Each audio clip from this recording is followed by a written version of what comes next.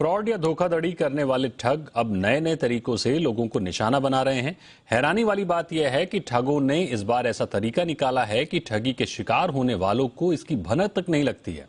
यानी ना तो आपके मोबाइल पर कोई ओटीपी आएगी और ना ही पैसे निकालने की कोई सूचना मिलेगी।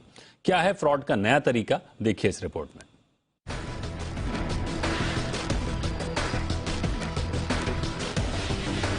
अब तक आपने मोबाइल क्लोनिंग, फिशिंग, हैकिंग और ओटीपी के जरिए ठगों की करतूतों को देखा सुना होगा। लेकिन सच्चाई यही है कि जालसाज हमारे आपके सोचने से दो हाथ आगे की सोचते हैं, जिसकी एक वानगी है सिम स्वैपिंग। ये एक ऐसी तकनीक है जिसके जरिए किसी के सिम कार्ड का डुप्लीकेट कार्ड तैयार किया जाता है और जालसाजी को अंजाम दिया जाता है। ताजा मामला मुंबई से जुड़ा हुआ है, जिसमें एक कारोबारी के खाते से 2.25 करोड़ की रकम को सिम स्वैपिंग के जरिए कोलकाता के एक ठग ने साफ कर दिया। आपको बताते हैं कि कैसे ठग सिम स्वैपिंग से जुड़ी जालसाजी को अंजाम देता है। सबसे पहले ठग किसी के फोन की सिम को ब्लॉक कराते हैं। फोन का नेटवर्क गायब हो जाता है।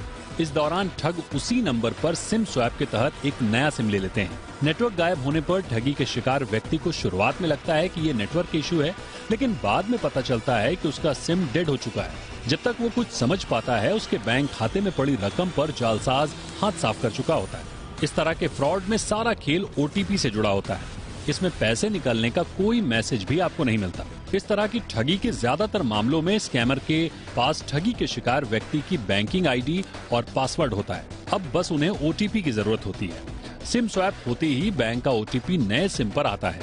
ठग ओटीपी की मदद से दूसरे खातों में अपनी रकम ट्रांसफर कर लेता है।